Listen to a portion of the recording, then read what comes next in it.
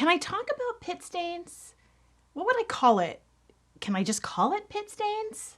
Hi everybody, it's Heather with One Organized Mom. Today we're going to talk about pit stains. It's the deodorant stains on our shirt and the oils from our body. Ladies, you know what I'm talking about. When you put your deodorant on in the morning and you put your shirt on and you have all these lines, then you have to change your shirt.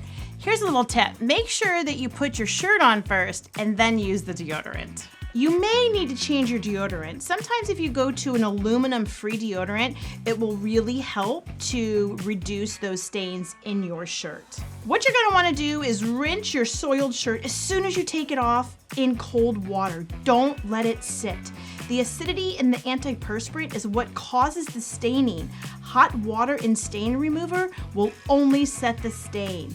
What you're gonna wanna do is soak your garment in baking soda, white distilled vinegar in water. Let it sit for about 30 to 60 minutes depending on the stain. Go ahead and take it out, wring it, and wash it as directed. If your garment is dry clean only, leave it to the pros. Let them take care of it. Don't try taking care of those stains on your own.